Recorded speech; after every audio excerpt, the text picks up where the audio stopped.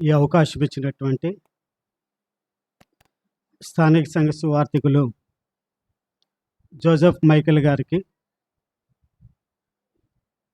అలాగే వాంబే కాలనీలో ఉన్నటువంటి స్థానిక సంఘానికి, అలాగే సుందరయ్య నగర్లో ఉన్నటువంటి స్థానిక సంఘానికి, అలాగే ఈ సమయంలో వేదికను అలంకరించినటువంటి దైవజనులు పెద్దలు వారికి, తోటి సేవకులైనటువంటి వారందరికీ కూడా అందరికీ వందనాలు తెలియపరుస్తూ ఉన్నా. నన్ను గురించి జోసెఫ్ గారు పరిచయం చేశారు. ఇంకా ఎక్కువ అవసరం లేదు. చదువుబడినటువంటి లేఖన భాగాల్లో నుంచి కొంచెం జాగ్రత్తగా పరిశీలన చేయాల్సినటువంటి అవసరం ఉంది. జాగ్రత్తగా మనసు పెడితే ఇక్కడ ఉన్నటువంటి సంగతులు అర్థమవుతాయి. ప్రకటన గ్రంథంలో ఉన్నటువంటి పరిస్థితులు, అంటే ఆ పత్రిక రాసేటువంటి సమయంలో ఉన్నటువంటి పరిస్థితులు చెప్తున్నా. ఆ పత్రిక రాసేటువంటి ఆ సమయంలో సంఘము బలహీనతల చేత కొట్టబడతా ఉంది. సంఘము మీద హింస చెలరేగుతూ ఉంది ఆ సమయంలో. అలాగే సంఘ నాయకులు దగ్గరుండి సంఘాన్ని ఆదరించేటువంటి పరిస్థితులు లేవు. కాబట్టి సంఘానికి హింస చెలరేగుతున్నటువంటి పరిస్థితులు.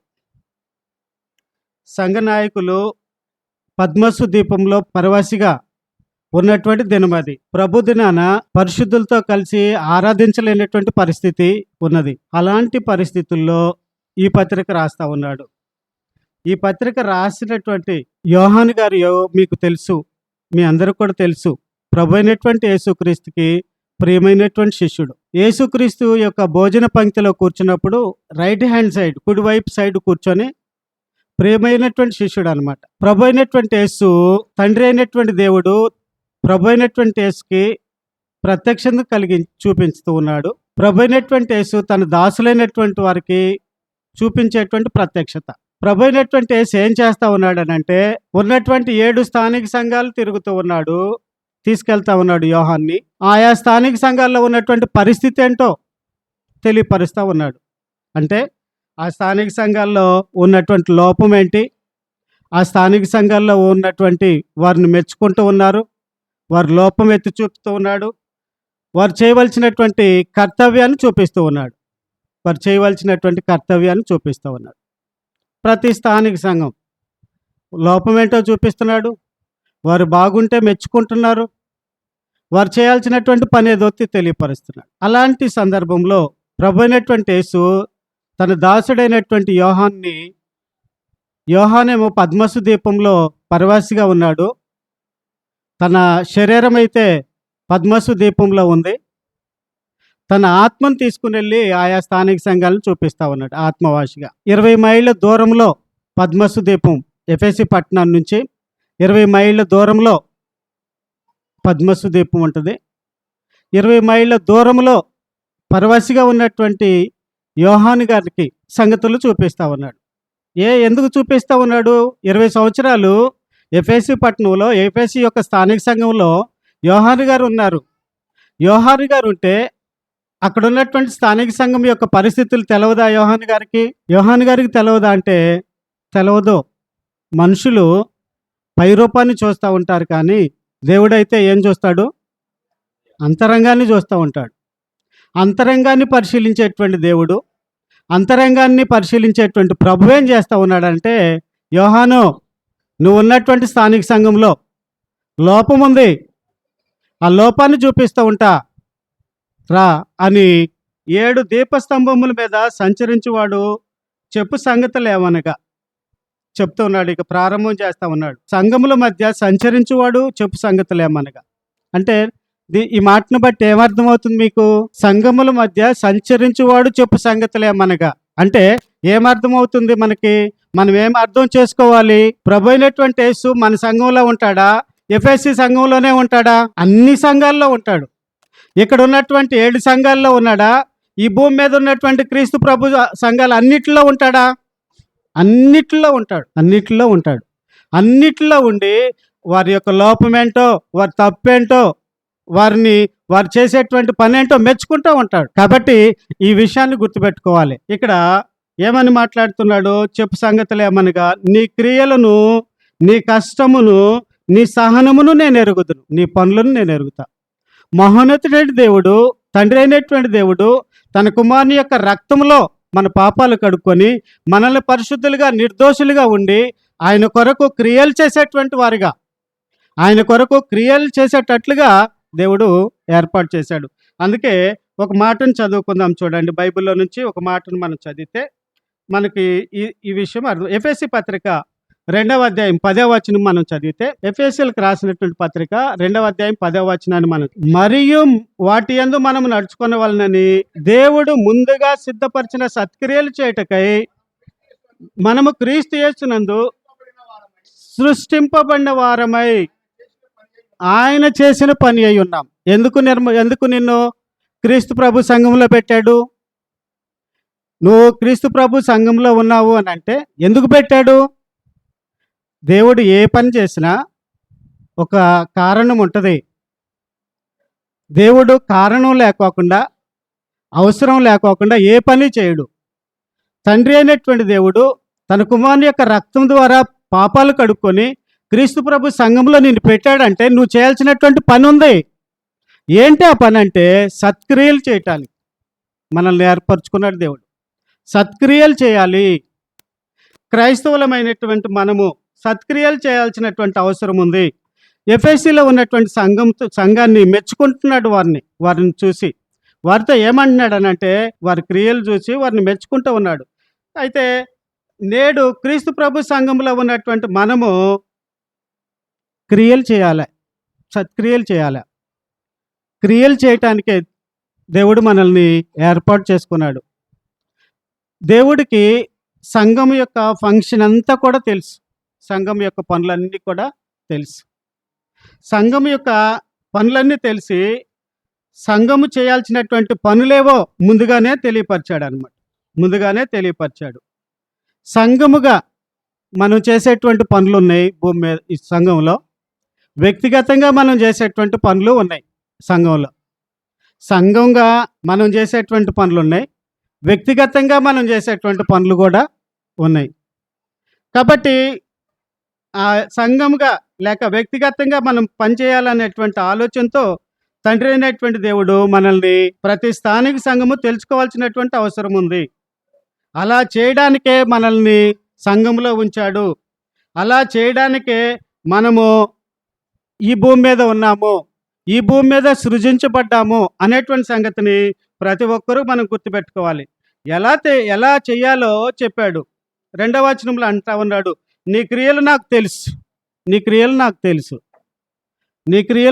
అని మాట్లాడుతూ. తీతు పత్రిక 2వ అధ్యాయం 14వ వచనం, ఆయన సమస్తమైన దుర్నీతి నుండి మనల్ని విమోచించి సత్క్రియలందు ఆసక్తి గల ప్రజల కోసం తన కోసము పవిత్రపరచుకొని తన సొత్తుగా చేసుకొని అదిగో తను తానే మన కొరకు అర్పించుకుని మనము సత్క్రియలు చేయటానికి, సత్క్రియలు యందు ఆసక్తి కలిగినటువంటి ప్రజలుగా ఉండటానికి దేవుడు మనల్ని ఏర్పాటు చేసుకున్నాడు. సత్క్రియల యందు ఆసక్తిగా ఉండటానికి ప్రభువు తన్ను తాను అప్పగించుకున్నాడు. సత్క్రియలందు ఆసక్తి కలిగినటువంటి వారంగా ఉండటానికి నీ కొరకు చనిపోయాడు ప్రభు. అయ్యా, నా కొరకు ఎందుకు చనిపోయావు అని నువ్వు ప్రశ్నిస్తే, నీ కొరకు నేను చనిపోయింది నువ్వు సత్క్రియలు చేయటానికి అని చెప్తూ ఉంటాడు ప్రభు. నా కొరకు నువ్వు ఎందుకు చనిపోయావా అంటే, నువ్వు సత్క్రియలు చేయాలని నేను చనిపోయానని మాట్లాడుతూ ఉంటాడు ప్రభు. కాబట్టి సత్క్రియలు యందు స్థానిక సంఘము సత్క్రియలు యందు ఆసక్తి కలిగినటువంటి వారుగా ఉండాలని లేఖనాల ద్వారా నేను తెలియపరుస్తూ ఉన్నాను. ఎఫెసీలో ఉన్నటువంటి స్థానిక సంఘము సత్క్రియలు చేస్తూ ఉన్నారు. ఇక్కడ ఉన్నటువంటి స్థానిక సంఘం కూడా నాకు జోసెఫ్ మైకులు అంకులు హెల్త్ విషయంలో హైదరాబాద్ వచ్చారు. హైదరాబాద్ వచ్చినటువంటి సమయంలో ఇక్కడ ఉన్నటువంటి స్థానిక సంఘం గురించి ఎప్పుడూ చెప్తాడు. ఏమని చెప్తాడంటే, బాంబే కాలనీలో ఉన్నటువంటి స్థానిక సంఘం కానీ, సుందరయ్య నగర్లో ఉన్నటువంటి స్థానిక సంఘం కానీ నాకు చాలా సపోర్ట్ చేస్తుంది. చాలా సత్క్రియలు చేస్తారు. వారు చాలా మంచివాళ్ళు, వారు చాలా దాన ధర్మాలు చేస్తారు అని గొప్పగా చెప్తూ ఉంటాడు స్థానిక సంఘం. కానీ అది ఈరోజు నేను చూస్తూ ఉన్నా, మీరు ఆ విధంగా ఉన్నందుకు నేను మీ అందరికి కూడా వందనాలు తెలియపరుస్తున్నా. ఇంకా సరిపోతుందా ఇంతవరకు అంటే? సరిపోతుందా ఇక ఇంత అంటే? చాలదు. ఇంకా చేయాల్సినటువంటి అవసరం ఉంది. ఇంకా చాలా చేయాల్సినటువంటి అవసరం ఉంది. కాబట్టి సత్క్రియలు చేసేటువంటి వారంగా ఉండాలని బైబిల్ మనకు బోధిస్తూ ఉంది. మత్తయి రాసిన సువార్త 6వ అధ్యాయం 1వ వచనాన్ని మనం చదివితే ఇక్కడ ఇంకొక క్రియలు మనకు కనిపిస్తూ ఉంటాయి. మనుషులకు కనబడవలనని మీ నీతి కార్యములు చేయకుండా స్థానిక సంఘము నీతి కార్యాలు చేయాలి. ఎఫెసీలో ఉన్నటువంటి స్థానిక సంఘము సత్క్రియలు చేస్తా ఉన్నారు, నీతి కార్యాలు చేస్తారు. 2వ అధ్యాయం 17వ వచనాన్ని మనం చదివితే, యాకోబు పత్రిక 2వ అధ్యాయం 17వ వచనాన్ని మనం చదివితే, ఒంటిగా ఉండి మృతమైనదవును అంటే ఇక్కడ చెప్పినటువంటి మాట ఏంటనంటే, విశ్వాసం లేకపోతే, క్రియలు లేకపోతే విశ్వాసం చచ్చిపోతుంది. క్రియలు ఉంటే విశ్వాసం బ్రతికుంటుంది. విశ్వాసం బ్రతికుండాలంటే క్రియలు అవసరం. క్రియలు లేకుండా విశ్వాసం ఉందనంటే నీ విశ్వాసం చచ్చిపోయేటువంటి పరిస్థితి ఉంది. కాబట్టి జాగ్రత్తగా మనం ఆలోచన చేయాలి. ఇక్కడ మాట్లాడేటువంటి మాట ఏంటనంటే, ప్రకటన గ్రంథం 2వ అధ్యాయంలో నీ క్రియలను నేను ఎరుగుదును. ఇంకేమన్నాడు అక్కడ? నీ కష్టమును నేను ఎరుగుదును అని మాట్లాడుతున్నాడు. నీ కష్టమును నేను ఎరుగుదును. ఏంటా కష్టం? కష్టం ఎప్పుడు తెలుస్తుంది అంటే క్రియలు చేసినప్పుడు కష్టం తెలుస్తుంది. అంతే కదా? ఏదన్నా పని చేసినప్పుడు కష్టం తెలుస్తుంది. ఒక బైబిల్ తరగతి జరుగుతుంది ఈ రోజున. నీ జేబులో నుంచి ఎంతో కొంత దేవుని యొక్క క్లాస్కి నీ ఇచ్చావనుకో, నువ్వు కష్టపడినటువంటి సొమ్ములో నుంచి దాని విలువేంటో తెలుస్తుంది నీకు. అంటే ఒక పని చేసినప్పుడు దాని యొక్క విలువ తెలుస్తుంది అన్నమాట. అంటే క్రియ చేసినప్పుడు కష్టం తెలుస్తుంది. క్రియలు లేకుండా కష్టం తెలిసేటువంటి పరిస్థితి లేదు. కష్టం తెలిసేటువంటి పరిస్థితి లేదు. స్థానిక సంఘం, ఎఫెసీ స్థానిక సంఘానికి యోహాన్ని తీసుకొచ్చేశారు. స్థానిక సంఘంలో తిప్పుతూ ఉన్నాడు. వారు మంచి క్రియలు చేస్తున్నారని అభినందిస్తున్నారు. వారు కష్టపడుతున్నాడని చెప్తున్నారు. అంటే ఎఫెసీలో ఉన్నటువంటి స్థానిక సంఘం యొక్క కష్టాన్ని యేసుక్రీస్తు ప్రభు గుర్తించాడు. అన్నా గుర్తించాడా? గుర్తించాడు. ఈ రోజున మన కుటుంబాల్లో మా తండ్రి చేసేటువంటి కష్టాన్ని కుమారులు గుర్తించలేకపోతున్నారు. యజమాని చేసేటువంటి కష్టాన్ని భార్య గుర్తించలేకపోతాం. తండ్రి చేసేటువంటి కష్టాన్ని పిల్లలు ఈజీగా తీసేస్తున్నారు. ఒకవేళ కుటుంబ యజమాని ఆడవారు పనిచేసేటువంటి వారి కష్టాన్ని గుర్తించక ఈజీగా మాట్లాడుతున్నారు. చేసేవాళ్ళమ్మా నువ్వు పని. ఆమె అంటది, నేను వెళ్ళి డ్యూటీకి వెళ్ళి 8 గంటలు పనిచేసి వస్తే నువ్వు నా కష్టాన్ని గుర్తించట్లేదని అంటే ఆమె అంటది, నువ్వు వెళ్ళి కూర్చొని రావటమేగా, నువ్వు చేసేది ఏమైనా ఉందా? ఏమైనా రాళ్ళు రప్పలు మోసావా అని మాట్లాడుతూ ఉంటాం. అంటే స్థానిక సంఘాల్లో నేడు స్థానిక సంఘంలో ఉన్నటువంటి ప్రతి వారు చేసేటువంటి కష్టాన్ని ప్రభు గుర్తిస్తుంటే, మన గృహాల్లో మాత్రము యజమాని చేసేటువంటి కష్టాన్ని గుర్తించట్లా. ఈ సమయంలో నేను స్థానిక సంఘానికి ఒక విషయాన్ని చెప్పదలుచుకున్నా. నీవు చేసేటువంటి కష్టము, నీ ప్రయాస ఎవరు చూస్తున్నారు? దేవుడు చూస్తాడు. అందుకే నీ కష్టము నేను ఎరుగుదును. నీవు దేవుని నిమిత్తము ఏ కష్టపడినా ఎవరో తెలుసది? ఒకవేళ నీ తోటి ఉన్నటువంటి వారికి తెలకపోవచ్చు, ఒకవేళ నీ కొలిక్కి తెలకపోవచ్చు. ఎవరికి తెలుస్తుంది అని అంటే దేవుడికి తెలుస్తుంది. అంటే ప్రతి స్థానిక సంఘంలో ఉన్నటువంటి సభ్యులు మనం ఏమో ఆలోచన చేయాలంటే, ఇదిగో దేవుని కొరకు నేను ఇది హెచ్చిస్తున్నా, ఇది దేవుడు చూస్తాడు అనేటువంటి భావన ప్రతి క్రైస్తవుడికి ఉండాల్సినటువంటి అవసరం ఉంది. అందుకని ఇక్కడ నీ క్రియలు తెలుసు, నీ కష్టము నాకు తెలుసు. ఇంకేమన్నాడు అక్కడ? నీ సహనము నేను ఎరుగుదును. సహనము అనేటువంటి మాటకి అర్థం ఏంటనంటే, ఫిలిప్పీ పత్రిక 4వ అధ్యాయము 5వ వచనంలో సహనము అనేటువంటి మాటకి అర్థం చెప్పాడు. చూడండి బైబిల్లో నుంచి చెప్పాలి మీరు. సహనం అనేటువంటి మాటకి ఎంత అర్థం ఇక్కడ ఉంది. 4వ అధ్యాయం 5వ వచనం, మీ సహనము సకల జనులకు తెలియబడనీయుడి. అక్కడ సహనము అనేటువంటి మాట దగ్గర 2 నంబర్ వేసి కిందేమన్నాడు? మృదుత్వము. అంటే మీ మృదుత్వంతో కూడినటువంటి మీ స్వభావము సకల జనులకు తెలవాలి. మృదుత్వంతో కూడినటువంటి మీ స్వభావము, మృదుత్వంతో కూడినటువంటి మీ స్వభావ లక్షణాలు ఎవరికి తెలవాలి? సకల జనులకు తెలవాలి. సకల జనులు అంటే ఎవరు? సకల జనుల్లో కుటుంబీకులు ఉంటారు, సకల జనుల్లో కొలీగ్స్ ఉంటారు ఉద్యోగం చేసే దగ్గర, సకల జనుల్లో స్థానిక సంఘం ఉంటుంది. సకల జనుల్లో నువ్వు నివాసం ఉండేటువంటి నీ చుట్టుపక్కల వాళ్ళు ఉంటారు. సకల జనుల్లో నీ శత్రువు ఉంటాడు. సకల జనులు అందరూ ఉంటారు. అందరూ ఉంటారు. నీ సహనం ఎవరికి తెలవబలాలి? అందరికీ తెలవాలి. ఇది ఎఫెసీ సంఘంలో జరిగినటువంటి ఒక సంఘటన నేను మీకు తెలియపరుస్తా ఉన్నా. ఎఫెసీ పట్టణంలో ఏం జరిగిందనంటే, అర్తిమీ దేవత అనేటువంటి ఒక పెద్ద విగ్రహం ఉండేది ఎఫెసీ పట్టణం. ఎఫెసీ పట్టణము వ్యాపార కేంద్రం. ఒక పెద్ద విగ్రహాన్ని పెట్టారు.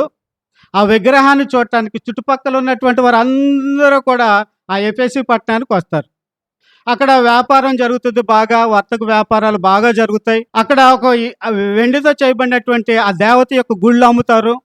ఆ గుళ్ళు అందరూ కొనుక్కుని వెళ్తారు. ఎందుకు కొనుక్కుని వెళ్తారంటే, ఇదిగో ఈ దేవత నా ఇంట్లో ఉండాలి, ఈ దేవత అర్తిమీ దేవత అనేటువంటి ఆమె నా ఇంట్లో ఉండాలి, నా ఇంట్లో ఉంటే నాకు కలిసి వస్తుంది, నేను బాగుపడతా, ఆర్థికంగా బలపడతా అనేటువంటి భావంతో ఆయా ప్రాంతాల నుంచి చుట్టుపక్కల ఉన్నటువంటి వారు అందరూ కూడా ఎఫెసీ పట్టణానికి వస్తున్నారు. పౌలు గారు ఏం చేశాడంటే, చూశాడు, ఆ పట్టణంలో ఒక దగ్గర నిలబడ్డాడు. ఎవరైనా వాక్యం వినేటువంటి మనసు ఉందా అని ఆలోచన చేస్తూ ఉన్నాడు. చూస్తున్నాడు, పరీక్షిస్తున్నాడు, ఒక్కొక్కరిని టచ్ చేస్తూ ఉన్నాడు. టచ్ చేస్తే కొంతమంది దొరుకుతున్నారు పౌలు గారికి. పౌలు గారు ఇక వాక్యం చెప్పడానికి వాళ్ళకి చెప్పాడు, దేవుని చిత్తం గురించి చెప్పాడు. దేవతలను దూషించలా, వాక్యం చెప్పాడు, ఇది దేవుని యొక్క చిత్తం చెప్పాడు, దేవుని యొక్క సంకల్పం చెప్పి, సాయంత్రం తురన్న పాఠశాలకు రండి, నేను సాయంత్రం చెప్తాను అని అన్నాడు. రోజు వెళ్తున్నాడు, అక్కడ పగలు ఉంటున్నాడు, అక్కడగా భక్తి భావంతో వచ్చేటువంటి కొంతమందిని కలుస్తున్నాడు. సాయంత్రం రమ్మన్నాడు, ఆ పాఠశాలలో దేవుని వాక్యాన్ని, దేవుని సంకల్పం అంతా కూడా చెప్తూ ఉన్నాడు. చెప్తూ వాళ్ళు విన్నటువంటి వారు ఏం చేశారంటే, చక్కగా దేవుని వాక్యాన్ని విని, ఇది నిజమైనటువంటి దేవత కాదు, నిజమైనటువంటి దేవుడు పౌలు గారు చెప్పాడు కాబట్టి మనం చేసేటువంటి తప్పు అనేటువంటి భావన కలిగి తిరిగి వాళ్ళకి వెళ్ళిపోయి వాళ్ళు ఏం చేశారంటే, వారి గ్రామాల్లో, వారి పట్టణాల్లో, వారి ప్రాంతాల్లో సత్య సువార్తను ప్రకటించారు. క్రైస్తవులు పెరిగిపోతూ ఉన్నారు. ఇలా కొంతకాలం గడుస్తూ ఉంది. కొంతకాలం గడుస్తున్న తర్వాత గోమేత్రి అనేటువంటి ఒక ఆయన ఐఆర్ అథారిటీకి కంప్లైంట్ ఇచ్చాడు, అధికారులకు కంప్లైంట్ ఇచ్చాడు. ఏమని ఇచ్చాడు? మన బిజినెస్ తగ్గిపోతుంది, మన యొక్క అర్తిమీ దేవత గుళ్ళు ఎవరు కొంటలా, బిజినెస్ తగ్గిపోతుంది, వ్యాపారం తగ్గిపోతుంది ఏంటి అని కంప్లైంట్ ఇచ్చాడు. అక్కడ ఉన్నటువంటి ప్రభుత్వం వారు ఏం చేశారనంటే, ఎంక్వైరీ పెట్టినప్పుడు పౌలు గారు చెప్పేటువంటి సువార్త సంఘాన్ని పిలిచారు. సంఘము ఒకవైపు ఉంది, ఎఫెసీ పట్టణంలో ఉన్నటువంటి వారందరూ కూడా ఒకవైపు ఉన్నారు. ఎదురెదురుగా ఉన్నారు. ఎవరు ఎక్కువ మంది ఉంటారు? సంఘం ఎక్కువ మంది ఉంటారా? ఎఫెసీ పట్టణంలో ఉన్నటువంటి ఆ విగ్రహాన్ని ఆరాధించేటువంటి వాళ్ళు, పూజించేటువంటి వాళ్ళు ఎక్కువ మంది ఉంటారా? అర్తిమీ దేవతకు సంబంధించినటువంటి భక్తులు, అర్తిమీ దేవత దగ్గర వ్యాపారం చేసేటువంటి వ్యాపారవేత్తలు చాలామంది ఉంటారు, చాలామంది. సంఘము ఎంతమంది ఉంటారు? కొంతమందే. అనేక మాటలు దూషిస్తూ ఉంటారు కదా, చాలామంది చేరిన తర్వాత ఊరుకుంటారా? సంఘం ఏం చేస్తుందనంటే మౌనంగా ఉంది.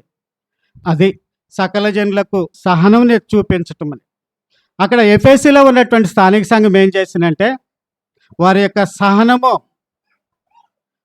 సహనము సకల జనులకు తెలియబడజేసింది. సకల జనులకు వారి యొక్క సహనం తెలిసింది. ఒక లేఖన భాగాన్ని మనం చదివితే, అపోస్తల కార్యములు 19వ అధ్యాయం, నేను చెప్పినటువంటిది ఈ లేఖన భాగంలో ఉంది. అపోస్తల కార్యములు 19వ అధ్యాయం నేను చెప్పినటువంటిది 30వ వచనం నుంచి ఇదే ఉంది.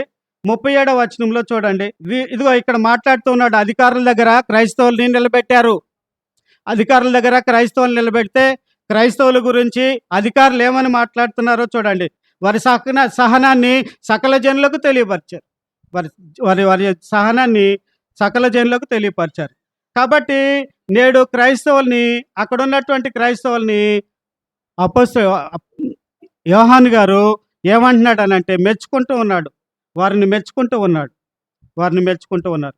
అక్కడ ఏమన్నాడంటే, ఇంకా నీవు దుష్టులను సహింపలేవనియు, అపోస్తులు కాకయే తాము అపోస్తులమని చెప్పుకుని వారిని పరీక్షించి వారు అబద్ధికులని నీవు కనుగొంటివనియు, ఇక్కడ నీవు దుష్టులను సహింపలేవనియు, దుష్టులను సహింపలేవనియు. ఎఫెసీలో ఉన్నటువంటి సంఘం వారి స్వభావం ఏంటనంటే దుష్టత్వాన్ని సహింపరు వాళ్ళు. వారి దుష్టత్వాన్ని సహింపరు వాళ్ళు. ఎందుకు సహింపరు? ఎందుకు సహింపరు అంటే కీర్తనల గ్రంథం 5వ అధ్యాయం 4వ వచనాన్ని మనం చదివితే 5వ అధ్యాయం 4వ వచనంలో దేవుడు ఎలాంటి వాడనంటే దుష్టత్వమును చూసి ఆనందించే దేవుడు కాడు, చెడుతనమునకు నీ యొద్ద చోటు లేదు. ఎఫెసీలో ఉన్నటువంటి క్రైస్తవులు దుష్టత్వమును చూసి ఆనందించేటువంటి వాళ్ళు కాదు. ఎవరి లక్షణం అది? దేవుని లక్షణం అది. దేవుని లక్షణం ఎవరు కలిగి ఉన్నారు? ఎఫెసీలో ఉన్నటువంటి స్థానిక సంఘం కలిగి ఉంది. దుష్టత్వాన్ని చూసి ఆనందించేటువంటి వారు కాదు. కొరింథీ సంఘం గురించి తెలుసుగా మీకు? టోటల్గా భిన్నంగా ఉంటుంది కొరింథీ సంఘం. ఆ సంఘంలో దుష్టత్వం జరుగుతూ ఉంది. కాబట్టి ఇక్కడ ఏమన్నాడంటే నీవు దుష్టులను సహింపలేవనియు, అపోస్తులు కాకయ్య తాము అపోస్తులమని చెప్పుకుని వారిని పరీక్షించి వారు అబద్ధికులని నువ్వు కనుగొంటివనియు. అంటే ఇక్కడ డాక్టర్నల్గా సిద్ధాంతపరంగా ఇది అపోస్తులు బోధ కాదా? నేను చెప్తున్నా, ఎవరు చెప్తున్నా ఇది అపోస్తులు బోధ కాదా అని పరీక్షించాల్సినటువంటి అవసరం ఎవరిది? ఎవరిది ఆ బాధ్యత? నాదా? మీది? స్థానిక సంఘాన్ని. స్థానిక సంఘం వినేటువంటి వారు ఇది అపోస్తులు బోధ, ఇది గ్రంథంలో ఉందా, దీనివల్ల ఏమైనా మేలు కలుగుతుందా అని మీకు మీరే ఆలోచన చేయాల్సినటువంటి అవసరం ఉంది. ఇక్కడ ఎఫెసీలో ఉన్నటువంటి స్థానిక సంఘం ఎలా ఉన్నారనంటే వారు దుష్టులను సహింపలేవనియు, వారు డాక్టర్నల్గా వారు బోధ కరెక్ట్గా ఉందా అనేటువంటి సంగతిని తెలియపరుస్తూ ఉన్నాడు. ఇంకొక ప్రాముఖ్యమైనటువంటి సంగతి ఏంటనంటే వీరికి పూర్తిగా వ్యతిరేకంగా కొరింథీలో ఉన్నటువంటి సంఘం కూడా ఉంది. కాబట్టి దుష్టులను సహింపలేనటువంటి పరిస్థితి ఎఫెసీలో ఉన్నటువంటి క్రైస్తవులు కలిగి ఉన్నారు. వారిని ఉద్దేశించి ఏమన్నాడంటే నీ మీద ఒక నేరం మోపాల్సి వచ్చింది, నీ మీద ఒక తప్పు ఒకటి మోపాల్సి వచ్చింది. ఎన్ని తప్పులు అని చెప్పాడు అక్కడ? ఎన్ని తప్పులు? దేవుడు ఒక్క తప్పు కూడా వచ్చుకోడా? ఒక్క తప్పు కూడా మనకి పర్మిషన్ ఇడా, ఎగ్జామ్షన్ ఇడా? ఎందుకు ఇడనంటే నువ్వు అంత ఉన్నతంగా ఒక్క తప్పు చేయకోకుండా ఉండాలి నా కొడుకు అని తండ్రి ఎలాగైతే కోరుకుంటాడో అలాగా పరముందున్నటువంటి దేవుడు నీ విషయమై నా విషయమై ఒక్క తప్పు కూడా చేయకోకుండా ఉండాలని కోరుతా ఉన్నాడు. ఇదే మాట మరొక సంఘానికి కూడా చెప్తా ఉన్నాడు. చదువుదాం చూడండి. 2వ అధ్యాయం తుయతైరా సంఘానికి చెప్తున్నాడు 20వ వచనంలో. తుయతైరా సంఘంలో కూడా ఇదే మాట చెప్తా ఉన్నాడు. 2వ అధ్యాయం 20వ వచనంలో. నాకు ఇవ్వనటువంటి సమయం అయిపోతుంది, కొంచెం త్వరగా తీయండి. 2వ అధ్యాయం 20వ వచనంలో. అదిగో తుయతైరాలో ఉన్నటువంటి సంఘంతో కూడా మాట్లాడుతున్నాడు. తుయతైరాలో ఉన్నటువంటి సంఘంకి ఎన్ని తప్పులు చూపిస్తున్నాయి? ఒకటే, ఒక తప్పు ఉంది. మీలో ఒక తప్పు ఉంది. ఎఫెసీ పట్టణంలో ఉన్నటువంటి క్రైస్తవుల మీద ఎన్ని తప్పులు చూపిస్తున్నాడు? ఒక తప్పు చూపిస్తా ఉన్నాడు. కాబట్టి ఒక తప్పు ఒకటి మేము మోపాల్సి ఉంది. ఏంటా తప్పు? స్థానిక సంఘం గురించి మనం మాట్లాడుతున్నాం. ఇక్కడ నాకు ఇవ్వబడినటువంటి పాఠాన్ని నేను కంప్లీట్ చేయడానికి ప్రయత్నం చేస్తా. 4వ వచనంలో తప్పు చూపిస్తున్నాడు, వారిలో ఉన్నటువంటి లోపాన్ని ఎత్తి చూపిస్తున్నాడు ప్రభు అయినటువంటి. ఇదిగో ఎఫెసీలారా, ఎఫెసీ క్రీస్తు ప్రభు సంఘమా, మీ సంఘంలో ఒక తప్పు ఉంది. ఆ తప్పు ఏంటనంటే 4వ వచనంలో, అయినను అదిగో మొదట నీకుండిన ప్రేమను వదిలితువని నీ మీద ఒక తప్పు మోపవలసి ఉన్నది. నీవు ఏ స్థితి నుండి పడితివో అది జ్ఞాపకం చేసుకొని మారు మనసు పొందు, ఆ మొదటి క్రియ చేయము అని మాట్లాడుతూ ఉన్నాడు. ఒక తప్పు, ఒక కంప్లైంట్ చేస్తా ఉన్నాడు. ఏంటది? అది మొదటి ఉన్నటువంటి ప్రేమ ఇప్పుడు లేదు, మొదటి ఉన్నటువంటి ప్రేమ ఇప్పుడు లేదు అని అంటే మనకు అర్థమయ్యేటువంటిది ఏంటనంటే బాప్తీసం తీసుకున్నటువంటి తొలినాళ్ళలో ఏం చేస్తాం? మనం చక్కగా ఆరాధనకి టయానికి ముందే వస్తాం. బైబిల్ తరగతులు ఏదన్నా జరిగితే మన వంతు మనం ఆర్థికంగా సహాయం చేస్తాం. ఇంకా ఏదైనా మీటింగ్స్ జరిగితే సువార్తికి కావాల్సినటువంటివి అన్నీ కూడా హెల్ప్ఫుల్గా ఉంటాం. ప్రార్థన చేసుకుంటాం ఇంటికెళ్ళి, బైబిల్ చదువుతాం ఇంటికెళ్ళి, భక్తి జీవితాన్ని ప్రదర్శిస్తారు. ఎంతకాలం? ఒక నెలలో, ఒక 6 నెలలో, ఒక సంవత్సరం. ఆ తర్వాత ఏమవుతుంది? నెమ్మదిగా ప్రార్థన చేసేటువంటి ఆయన, 11 గంటలకు ఆరాధన జరిగేటువంటి ఆయన, ప్రార్థన అయిపోయినాక, పాటలు పాడి అయిపోయినాక వెళ్దాంలే అనుకుంటాడు. అట్లా ఒక నెల చేసిన తర్వాత పాటలు కూడా అయిపోయిన తర్వాత వాక్యం కూడా సగం అయిపోయినాక వెళ్దాంలే అనుకుంటాడు. అట్లా క్రమంగా ఏం జరుగుతుందని అంటే తగ్గిపోతాం. మొదట నీకున్నటువంటి ప్రేమ, దేవుడంటే నీ మీద నీకున్నటువంటి విశ్వాసము, నమ్మకము సన్నగిలిపోతుంది. జాగ్రత్త జాగ్రత్త అని చెప్తున్నాడు ఎఫెసీ సంఘాన్ని. జాగ్రత్త, తగ్గకూడదు. మహోన్నతుడైన దేవుడు తన కుమారుని యొక్క రక్తం ద్వారా పరిశుద్ధపరచుకొని, పవిత్రపరచుకొని నిన్ను విమోచించుకున్నాడు అనేటువంటి సంగతిని నువ్వు గుర్తెరగాల్సినటువంటి అవసరం ఉంది. కాబట్టి మొదట నీకున్నటువంటి ప్రేమను విడిచిపెట్టకూడదు. మనం కూడా నేడు మన స్థానిక సంఘాల్లో కూడా అదే పని చేస్తున్నాం. కొంతకాలం ఇంట్రెస్ట్గా ఉంటాం, కొంతకాలం రాగానే తగ్గిపోతూ ఉంటాం. జాగ్రత్త. ఆ విధంగా ఎవరైనా లోపం కలిగి ఉంటే దాన్ని దిద్దుకొని మరలా దాన్ని పెంచుకోవటానికి ప్రయత్నం చేద్దాం. మెచ్చుకుంటాడు దేవుడు. ఒకవేళ తగ్గితే తగ్గిందిలే అని అనుకుంటే ప్రమాదకరమైనటువంటి పరిస్థితిలో ఉన్నామని నిన్ను హెచ్చరిస్తూ ఉన్నాం. మనము డేంజర్ జోన్లోకి వెళ్తున్నాం. మెల్లమెల్లగా క్రమంగా డేంజర్ జోన్లోకి వెళ్తా ఉన్నాం. జాగ్రత్త. కాబట్టి జాగ్రత్తగా విషయాలను అర్థం చేసుకోవాలి. మొదట నీకున్నటువంటి ప్రేమ, దేవుని మీద ఉన్నటువంటి ప్రేమ తగ్గిపోతుంది.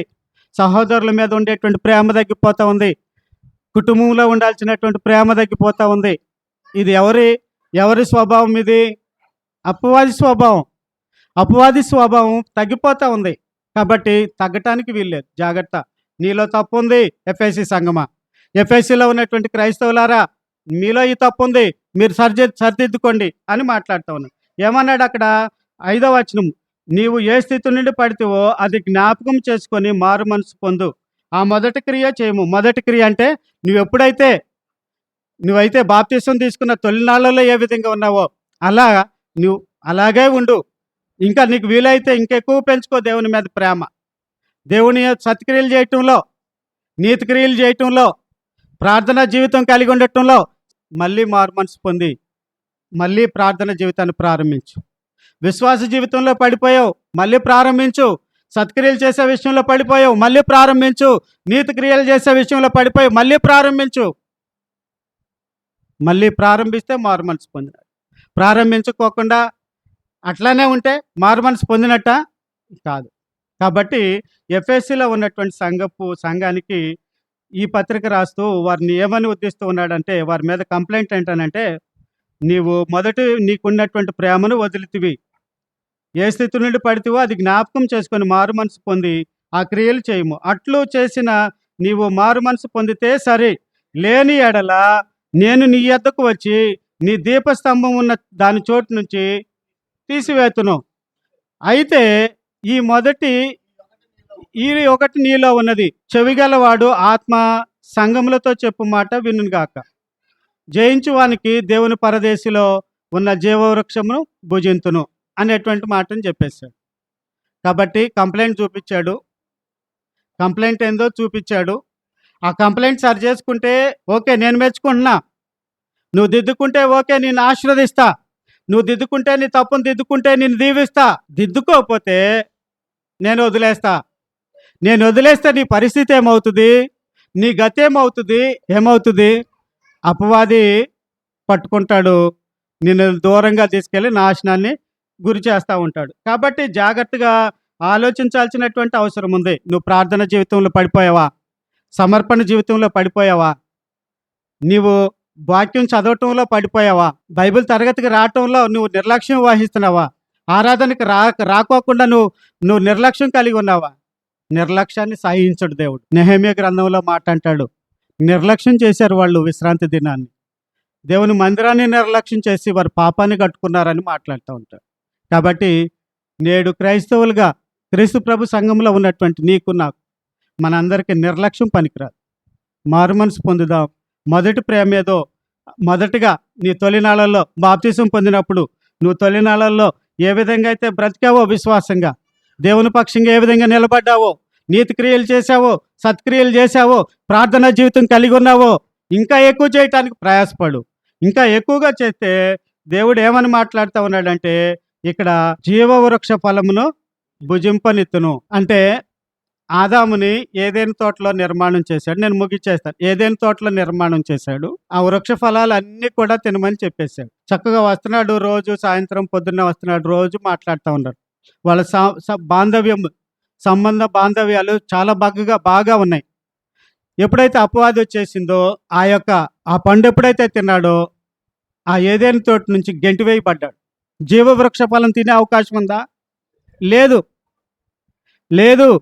జీవవృక్ష ఫలం తినేటువంటి అవకాశం లేదు తన జీవితాల్లో. అయితే క్రీస్తు ప్రభు రక్తంలో కడగబడినటువంటి నీకు నాకు మాత్రం మనకు అవకాశం ఇచ్చాడు.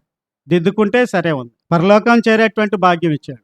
దిద్దుకుంటే మారు మనసు పొందితే దేవునితో ఉండేటువంటి భాగ్యం ఇచ్చాడు. మారు మనసు పొందితే, విశ్వాసంగా బ్రతికితే, నీతి క్రియలు చేస్తే, సత్క్రియలు చేస్తే, దేవుని పక్షంగా నిలబడితే దేవుడు నీకు దీవెనకరంగా ఉంటాడు. నీ జీవితం దీవెనకరంగా ఉంటుంది. ధన్యులుగా ఉంటారనేటువంటి సంగతిని నేను మీకు తెలియపరుస్తాను. కాబట్టి ఎఫెసీలో ఉన్నటువంటి స్థానిక సంఘంలో ఉన్నటువంటి లోపం చూపించాను. అందులో వారిని మెచ్చుకున్నాడు, వారి క్రియలు మంచిగా ఉన్నాయని. వారి లోపాలను చూపించారు. వారు చేయవలసినటువంటి కర్తవ్యం ఏదో చెప్పేశారు. కాబట్టి ఈ వాంబే కాలనీలో ఉన్నటువంటి క్రీస్తు ప్రభు సంఘం కానీ, సుందరయ్య నగర్లో ఉన్నటువంటి క్రీస్తు ప్రభు సంఘం కానీ, ఒక ఎఫ్ఎసి స్థానిక సంఘం కంటే మరి ఎక్కువగా వారిలో ఉన్నటువంటి లోపాలను వారు దిద్దుకొని బ్రతికినట్లుగా ఈ రోజున మనం కూడా క్రైస్తవులం అనేటువంటి మనం మన లోపాలను దిద్దుకొని దేవుని యొక్క ఎదుట పరిపూర్ణంగా నిలబడాల్సినటువంటి అవసరం ఉంది. ఆసక్తితో విన్నటువంటి మీ అందరికీ వందనాలు తెలియపరుస్తూ, అవకాశం ఇచ్చినటువంటి సువార్థికులు జోసెఫ్ మైకిల్ గారికి నా హృదయపూర్వకమైనటువంటి వందనాలు తెలియపరుస్తాను.